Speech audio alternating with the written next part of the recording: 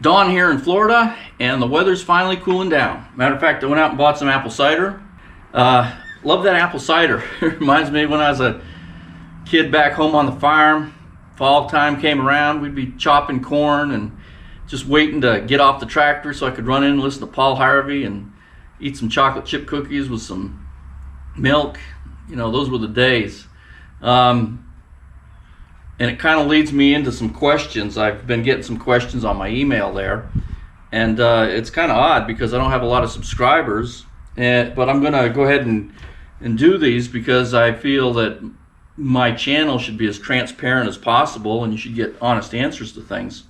So the first question is from Joshua in St. Louis. He said, Don, this is a long letter he wrote me. Don, I see you bashing socialists on your program, and I think maybe you should learn a thing or two about socialism before you speak out like that. Josh, obviously you didn't watch all my videos because you'd know, one, I lived under socialism in socialist countries for 30 years. My wife was born and raised in a socialist system, so, you know, I know a little bit about socialism anyway. I'd love to give you a full education on it, but probably about the best thing I can say is if you or anybody else is interested in socialism and think you like it, there's a lot of other countries that are socialist. I mean, kind of put your money where your mouth is, you know, pack it up and go live there for, you know, 3, 4, 5 years. If I could do it for 30, then you can do it for that amount of time and really learn about what you are eschewing before you speak up, Josh. And I'm just going to leave it at that. I'm not even going to answer the rest of your letter here because that was just a lot of horseradish, if you want to know the truth. Robert writes from Bethlehem, Pennsylvania. Don, when you're doing your videos, you should ask your viewers to subscribe and hit the like button. You'll gain more subscribers that way and you'll up your algorithm on YouTube. Robert, that's a good point. But I prefer not to do that, and I'll tell you why. Think of it this way. If you go for a drive in your car and you know you want to go somewhere and you're taking somebody along, if you're the driver and you're paying for the gas, you pretty much get to say where you want to go and when you want to stop and where you're going to go. The passenger kind of has to just sit there and enjoy the ride. If I ask for gas money, then the next thing I'm going to start hearing is, oh, when do we stop? Where are we going? Can we get some food? I got to go pee. Okay, I do this program basically for me because, and my friends I would consider the people that would subscribe to what I'm doing, and I really don't want to add a lot of subscribers that don't want to stick around for the whole ride, if you know what I mean. So, and the last one is from Don in Wisconsin, and Don, I like that name. All the greats are named Don. And he says, can we get a better look at the table, counterweight, and pulley reduction assembly that you made for your drill press? Don, that was the very first video I did, and I know overall the video quality was kind of crappy.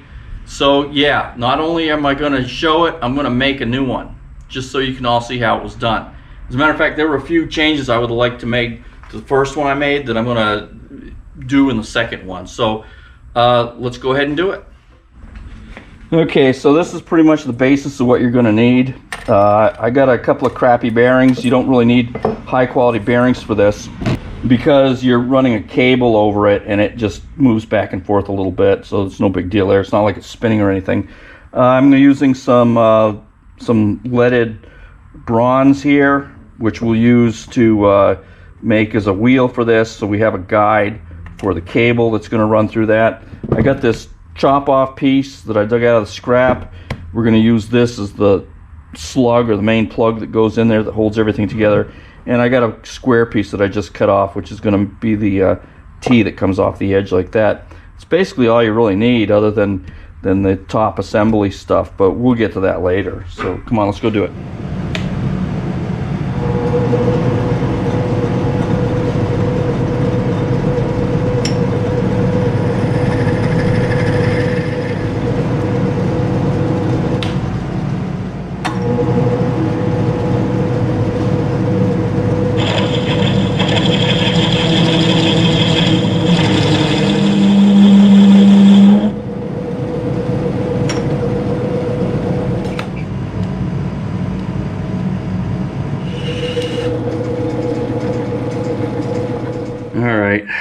we got to bring this out to 0.866.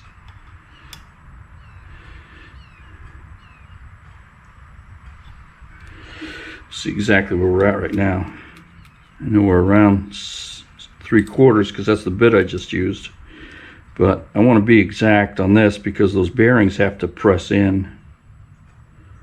So let's see here. 0.7. Get that in the light.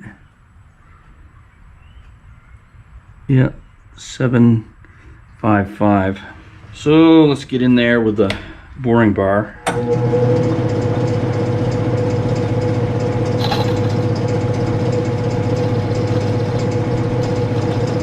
Set our 0 and 866, 755. So that's 110. So let's bring it in 1 and then sneak up on it. Before we take too much, let's see what we're looking like.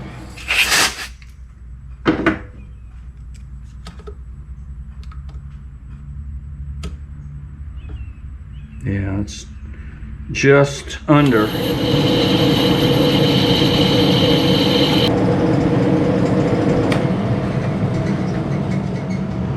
Okay, took a couple more thousandths off, just sneaking up on it, see if she taps in for me yet. And it looks like she's gonna. There we go. That's nice and even on the end.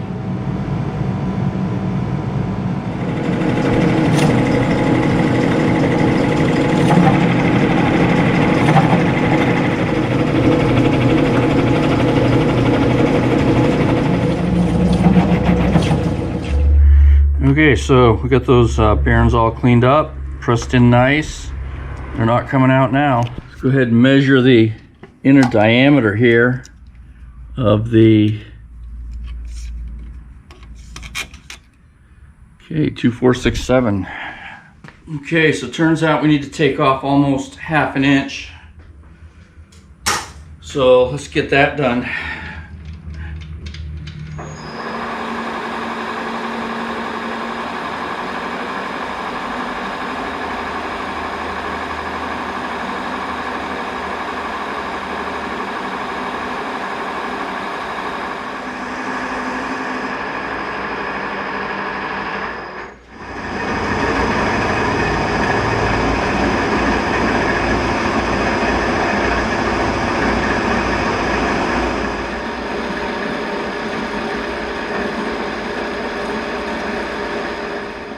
Because the pulley is this width and it has to inset to that hole when we put that in there, because it has to go halfway through the hole that's right here to center the cable.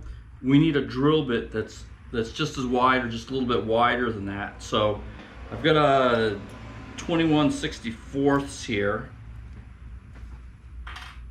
and we're gonna finish off this hole and then we're gonna cut this plug off.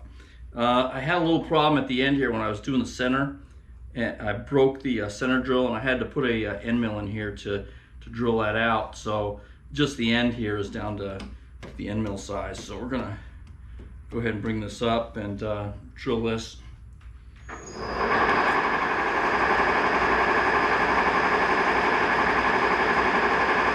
And here we go.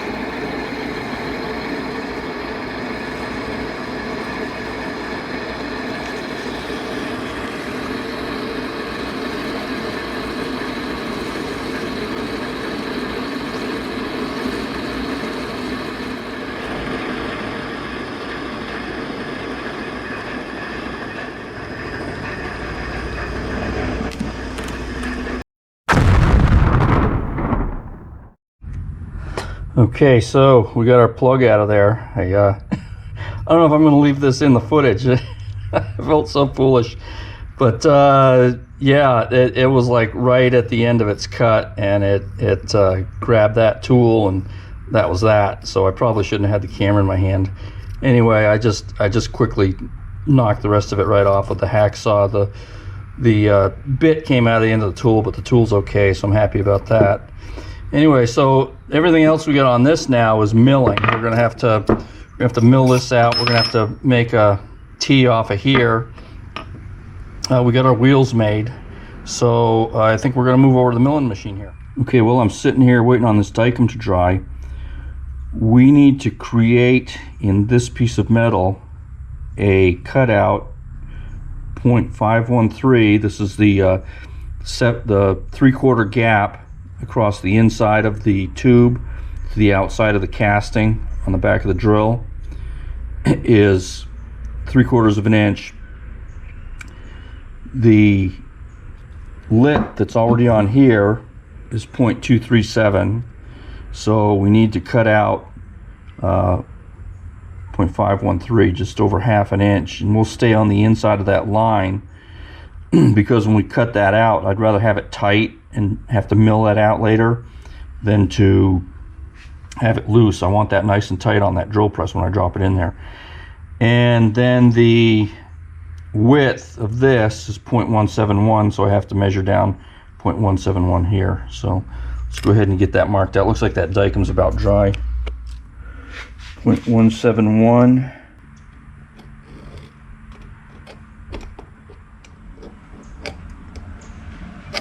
So I'm going to go over on the bandsaw and cut that out. I'll be right back.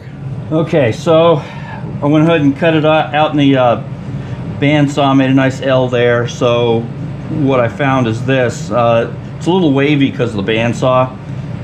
So what we need to do is we need to take back about 69 thousandths this way and about 80 thousandths on the depth here. So we're going to go ahead and touch off, bring it down. We're going to make a cut across the face here. I'm not going to go the full 69 thousandths. I'm going to take, maybe 50 thousandths off, and then see where we're at, and then go down and take the ledge off.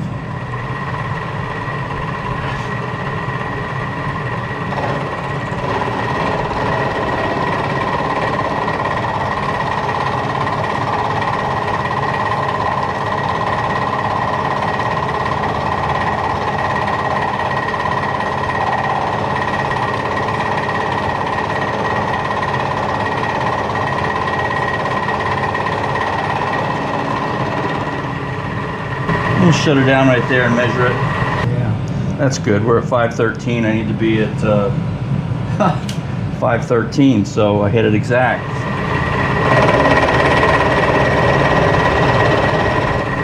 Get a little bit deeper on that.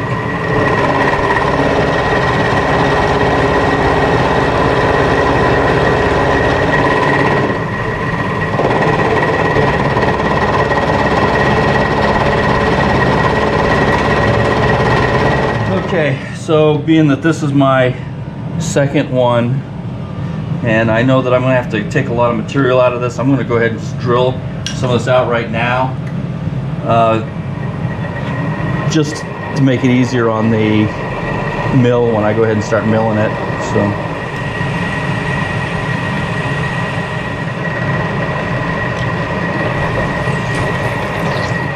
Okay, so we've got her milled where we want it, and I drilled this down through, and I just kind of cleaned that out, but the wheel still won't fit in there because we have some more cleaning up we have to do. I'm just getting a rough idea of where I want this to be.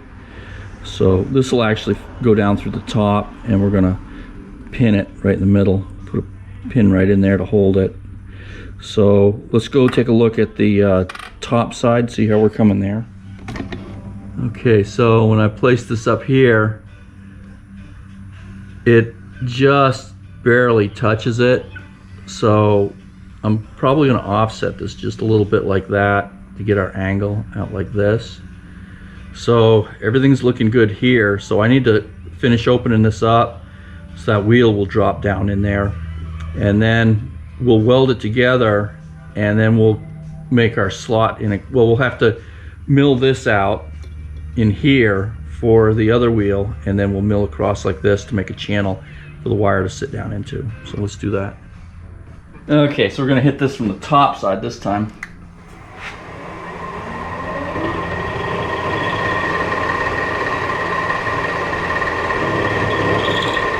We're going to take out, let me dial that back here. We'll take out, we don't need to take that much. We'll take 5/1000.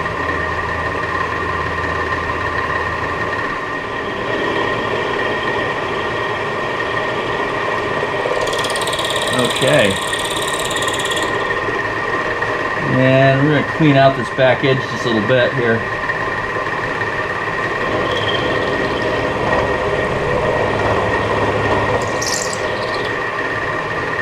And bring it back over.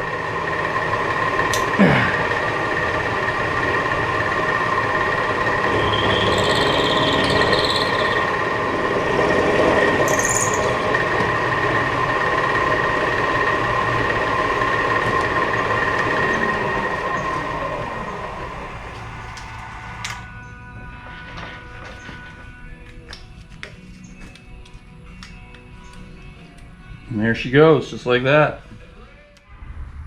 Okay, before we do anything else, we're going to go ahead and weld this T onto here. And what I did on this one is I set it up so that we have an actual 5-degree angle coming out from the center point to the center of the T here. And the last one I did, I thought it was 5 degrees, but it turns out it was about 2 degrees. So I'm a little bit more than doubling the angle here, and that gives relief on the cable where it goes down through on the drill press here. And you should probably watch my first video on the Craftsman 150 for some more information on this. But I'm going to go ahead and weld this now, and we'll go from there.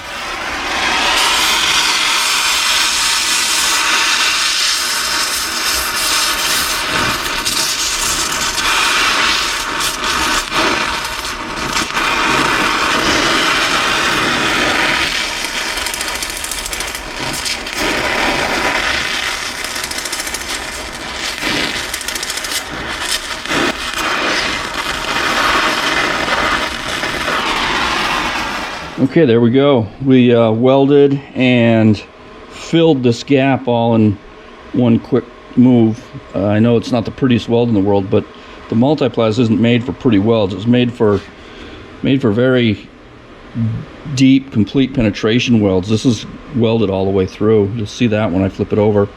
So the nice thing about it is it's very narrow kerf. It's very easy to control, and you don't have to have a lot of buildup. So I can grind that right away, and I'll have a nice solid weld there. So I'm gonna let that cool for a minute. I'm gonna grind it, and then we're gonna go over on the milling machine.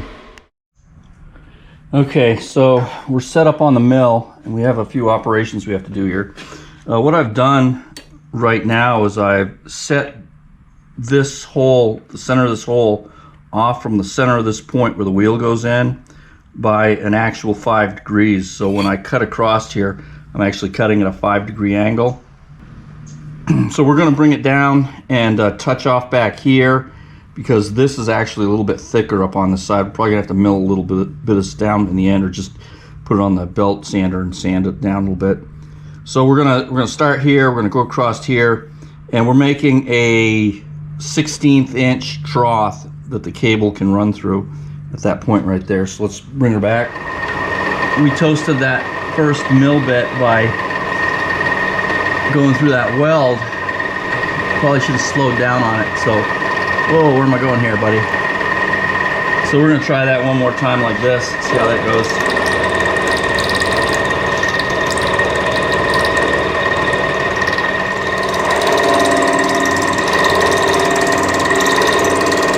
Okay, now we're gonna move that over slightly.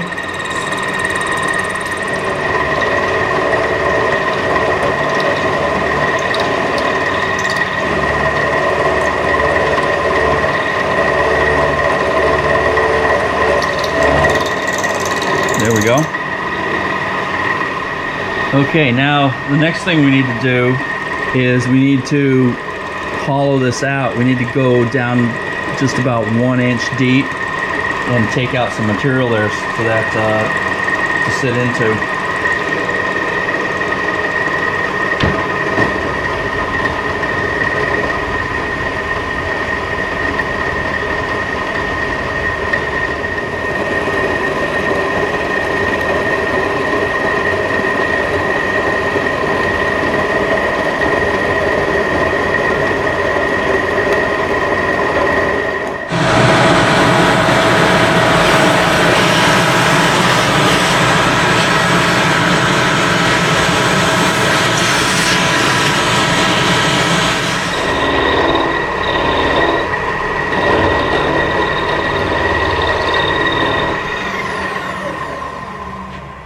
All right, let's check this baby out. So this should fit right in there nicely. No side to side play hardly, just a little bit. It should be right even with the top edge of that right there. So, and that's about as even as we need it. So, and this groove here in the wheel provides a place for the cable to come up and stay subsurface of here, run through this trough, and we'll have the same thing out here as well. So let me go see if we got some pins. We'll cut the points that we need out there for pins too. Okay, so now the wheels got to go in here, and I've kind of lined up the center point and marked it here and here and here and here. And I've gotten the depth. I've just measured from the top of here to the bottom of here, and I should be able to plunge cut because this mill is the same width as the pins, which luckily for me is the same diameter as the hole in the wheel. So let's go ahead and do that.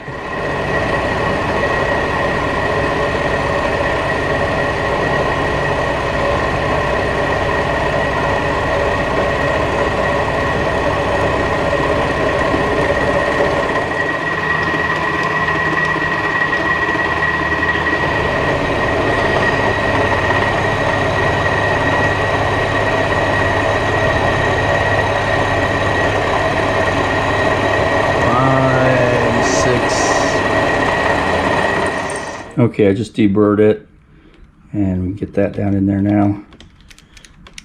She's a little tight, but once it's down in there, wheel turns freely. Okay, and a little bit of play, but not too bad. So we're gonna go ahead and slot this side. I originally said that I was gonna pin it, but after I took the other one apart and I flipped it over and I just had these fall out in my hand, I realized how much nicer it is to have it slotted for maintenance, because you don't even have to take it out of the machine. You can just lift it up like that and change the bearings or do whatever you got to do, grease them or whatever. It just makes it easier. If I had it pinned, then I'd have to grind it and pop the pin out, and granted probably it'll last forever, but if you can make something easier to maintain, to me it's always a better deal. So we're going to go ahead and slot this side too. So let me do that and we'll get back to you. Okay, so I just dropped the second wheel down in here, and we need to do some deburring up in there, and that'll turn smoothly as well. So when this comes out, we'll deburr all this and we'll clean it up.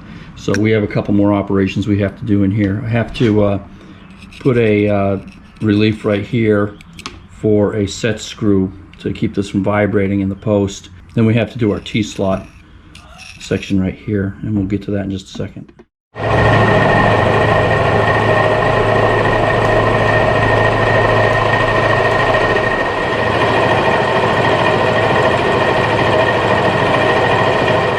Keyway cutter here. Okay, so we've zeroed the keyway cutter on here, touched her off. Now we need to bring the bed up 0.445. So let me zero that, and it'll be, and we're gonna cut a slot right down through the center of this thing. There's a 4, 4, 5 right there. And this one I'm going to lock the Z-axis. I'm going to lock everything. I don't need anything moving around.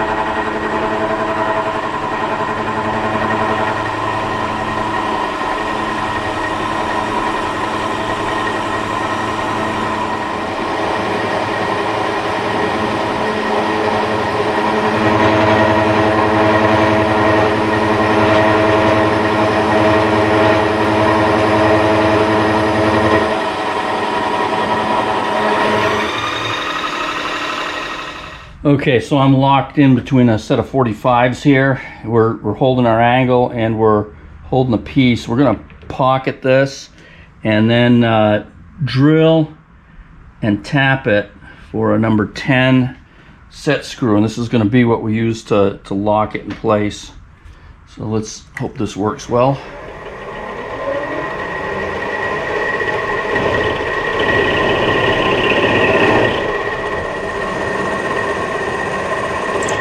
There. I'm going to get a drill bit.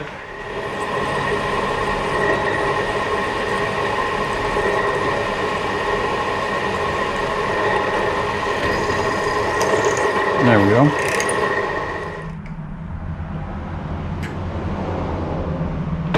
There we go.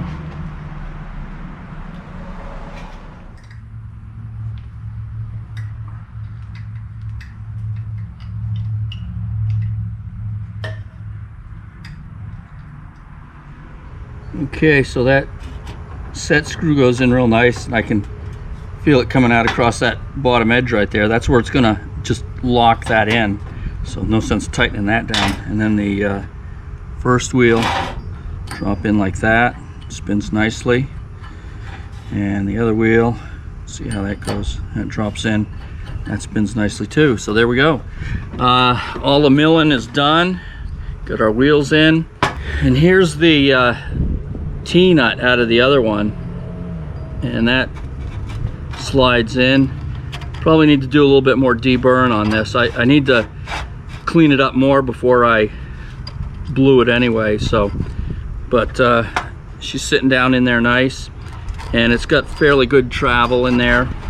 And one of the things I got to bring up about these T-nuts is, noticed this was just a regular T-nut, and all I did was just round the edges off so that it could come further forward this direction and further back this way. It gives it more travel if you do that. If it's square out like this, your travel's limited. It's about like that. Honestly, you could probably make one of those T-nuts on the lathe. I don't know if you saw the one that Winky did on his Winky's workshop, where he took a piece of round stock, drilled the center, tapped it, turned this diameter, and then took the rest and just cut it off square on the edges. That would be easy to do, and it would give you the rounded edge in the front already.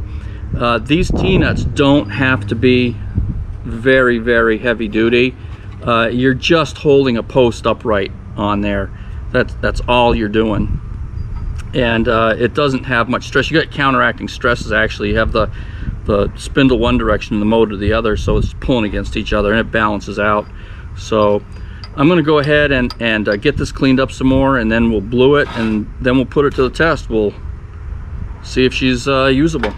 Okay, let's go ahead and test her fit. I've been cleaning it up, getting it ready to blue, but I want to make sure it fits down in here nicely first, which it does. It's got a little bit more play than my other one did, so I don't know if that's good or bad. I guess it would make it adjustable. You could adjust it out this way a little bit more, give yourself some more angle off to miss the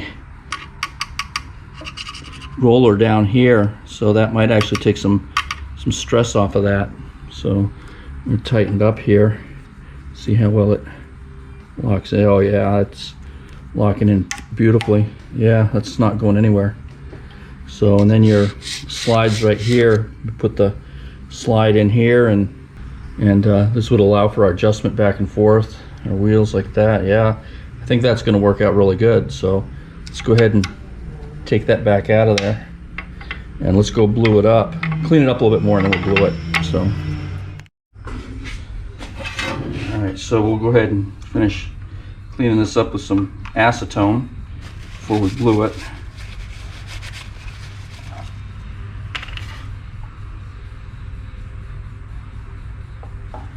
And we'll do it with a brush like we did last time.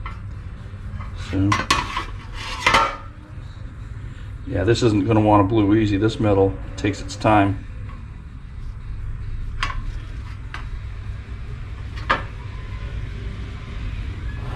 Okay, I walked away, came back, it's all blue, so I'm gonna go hose that off and put some oil on it. So give me a minute. Okay, that came out pretty good. Let me get some oil on it real quick here. clean this out.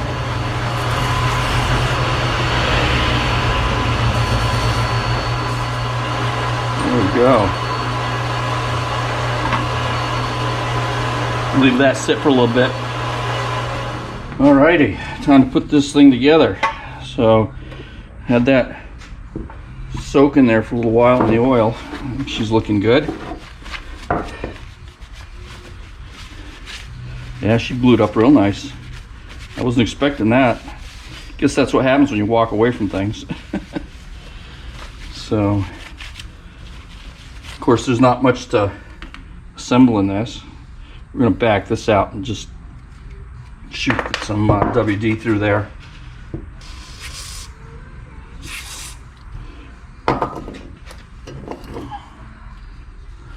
Make sure it doesn't protrude. Put that in my back pocket so I don't have to look for it later. And the T-nut, which will go like this. And then our wheels, there we go. Had those soaking in a little bit of oil too. Never hurts to get those bearings lubed up. Okay, let's go up there and mount it and see what we can do. Okay, so we're gonna run the cable. This goes to the counterweight up through the hole and down. Drop that in, then over back through here. Maybe fish that down past the, there we go. Let's just see how that works, because there is a little bit more offset there than there was with the other one. See, less there, more there. Let's just see how that is going to work. Okay, so I got the cable in there, hooked into the table. So let's go ahead and run this up and down. There we go. Okay, so at this angle it seems to be working all right. So let's move it out a little bit.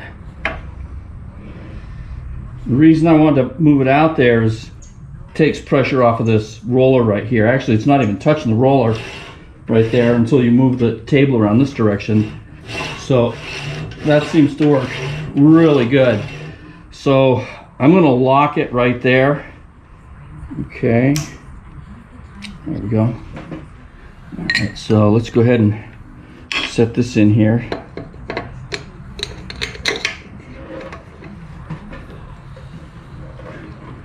That'll tighten up when I put this one on.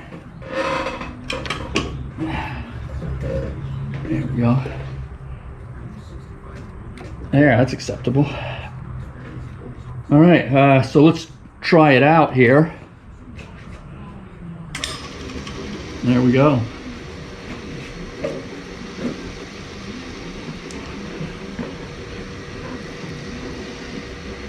And I can raise and lower that table with it running or not running, however I want. So if we look down in here, you see the space we have underneath. That trough right there keeps that cable out of the way.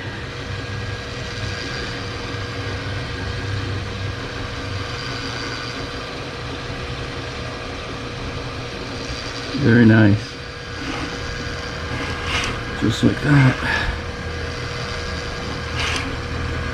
Just like that. Direction, it actually opens up a huge gap right here. So, but straight up and down, we're not actually even touching that. So I guess that's just about going to cover it. This is a nice little job you can do in an afternoon after work or something. Comes in super handy. It allows you to counterweight that table going up and down. Takes all the effort of moving that up and down when you're doing some work. And it also allows you to have that double pulley or that pulley reduction in there to loosen and tighten it. And I found it comes in really handy. I like it. And I found that by being able to slow my drill down significantly, I can drill much larger and thicker pieces of steel without issue. So it's really a great addition. So hope you give it a try. If you have any time, go back and watch my original drill press, the Craftsman 150. I'll try to leave a link in the description below, and that's where I originally talk about this and what I did to that drill press, and it may give you some more insight as well. So I guess that's just about going to cover it. As always, from Florida, Don out.